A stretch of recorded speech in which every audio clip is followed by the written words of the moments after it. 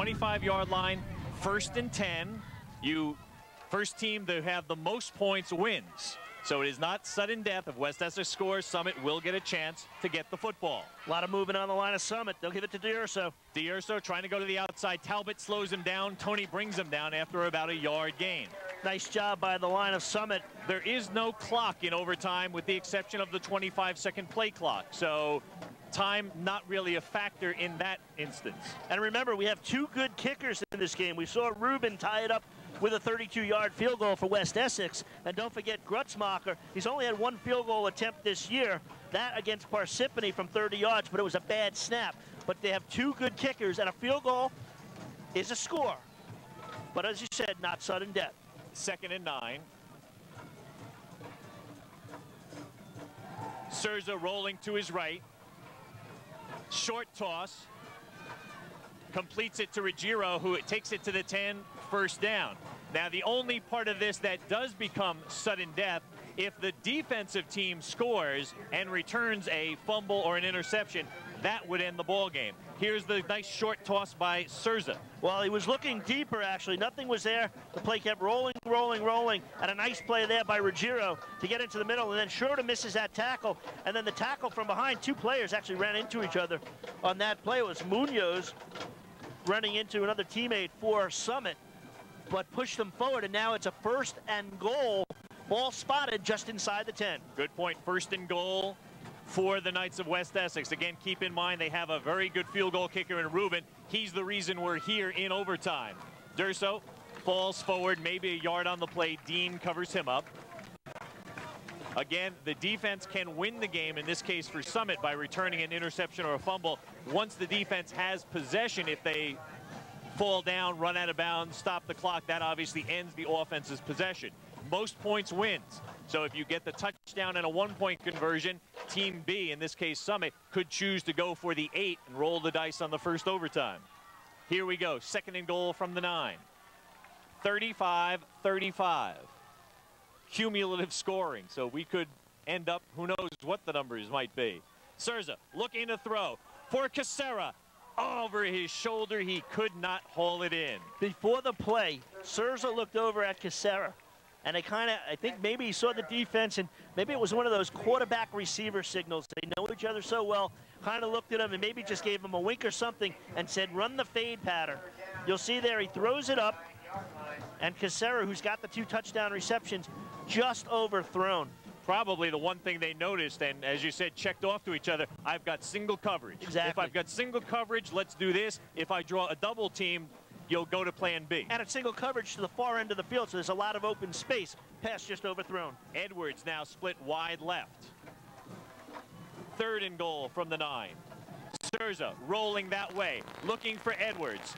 Running out of room. Throws to Edwards. He's got it. It's a touchdown. Charles Edwards with the touchdown catch. The junior with, I believe, his 2nd reception of the game, but it is now a 41-35 ball game. And again, the extra point will be crucial here in the overtime.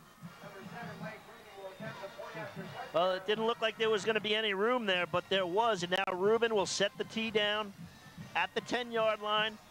He will mark off the steps on this crucial extra point. As you said, Summit will get the ball. If they score a touchdown, they can kick the extra point. They can go for 2. Everything will depend upon what happens here on the extra point attempt of Mike Rubin. Again, Angelo will hold, and Puchalski will snap. Flag will be called. Delay of game. It will cost Rubin 5 yards. Actually, delay of game against Summit, they called it. The official pointed towards Summit. They're moving the ball forward. I don't know. You don't. That's a call you don't see too often.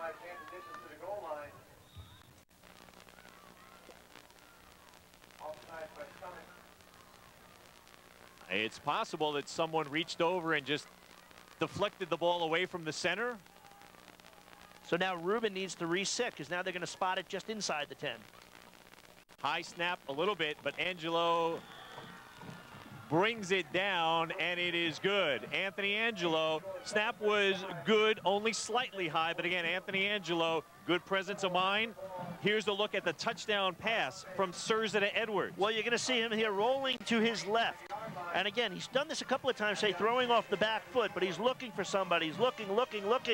And there's Edward in the end zone, just in front of the coverage of Tony, in the end zone for the score. And then Ruben with the extra point and the 7-point lead. So Surza has had an excellent afternoon. The senior quarterback. To reset the stage for you right now, Schroeder and the Hilltoppers take over from the 25. They must score, and then they will obviously have the option to go for the 1 or the 2. 1 to tie, 2 to win. Obviously, as in baseball, the advantage of being the home team, the advantage of going last, in this case, you know whether you need 1 or 2 in order to tie or win the ball game. Or 3, if they didn't score, they could kick a field goal. Exactly. Now they know on a 4th and long, they've got to go for it. Schroeder, pressure coming from his backside, throws across the middle, tipped away and incomplete. Wow. Almost intercepted by Surza. Mike Geftick, number 74, putting the heat on the quarterback, Schroeder, from the backside. And look at Schroeder. He knows where he's going, but look at the pressure there. 74, right as he throws, wraps him up. This ball up for grabs and in and out of the hands of Frank Surza. And if he intercepts the ball, the game would have been over. Any defensive turnover at this point immediately ends the ball game, unless you have a play like you did in Monday Night Football. If you're the defense and you're the second team out there, you're coached to intercept or fumble and then fall down. Exactly. Because if you fumble it, you give it back to the offensive team. 2nd and 10 from the 25. Quick toss to the outside, completed to Kaiser. Kaiser, 15, down to about the 13. That will be enough for a Summit fresh set of downs. Well, Kaiser's caught 2 touchdown passes today, and this is a play that worked very effectively in the first quarter of this game. Just a 3-step drop. Schroeder will look to his right. He's got a man in Kaiser. The one missed tackle there by Plazinski, and then the other white jerseys pile on, but not before he picks up 12 yards and a first down. This will be an uplifting victory for one of these teams, and it will be a draining defeat for the other. 35-35 was our regulation score. West Essex now leads by 7. Darryl Toney at the 5, forced out near the 4, and actually being called out at about the 5-yard line. Caprio, number 2, is going to force him out, and Della Piazza was out in front on this play. You'll see Toney here.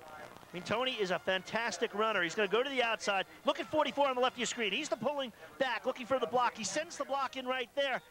And then Caprio, number 2, able to get him out of bounds, but he's at the 5-yard line. And remember, unlike when West Essex had the ball, 1st and 10, at the 10-yard line, rather, it was a 1st and goal. Summit still can get a first down. They have the ball spotted at the 13. It's a 2nd down and 2. 2nd and 2 from about the 5-yard line. Della Piazza. No score, but looks like he has more than enough for the first down. Now the question for George DeGrande, do you go for the 2? Well, I'm sure he's thinking about that, but he can't think too far ahead. Right now, they got to get 6 before they worry about going for 2. 1st and goal from the 2. Arthur Copperthite came over to the sideline, had an injured ankle last week against Parsippany. Timeout Summit. He's given it a go today, but he was injured on that last play, came over to the sidelines.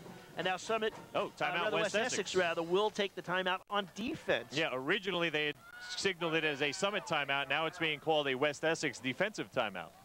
Best ticket money can buy. 1st and goal from the 2. Della Piazza, touchdown.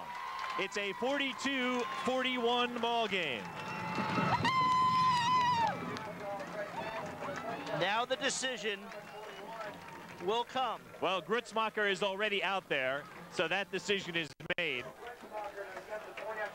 Della Piazza, boy, we said he plays hurt, and he's been struggling today with that ankle, and he's been banged, he's been bruised, he's hobbling on the sideline, but, well, he's put his club 1 point away, and remember, he has not missed an extra point. He didn't miss last year, hasn't missed this year. Anthony Rea, the holder. And his streak continues. It is 42-42.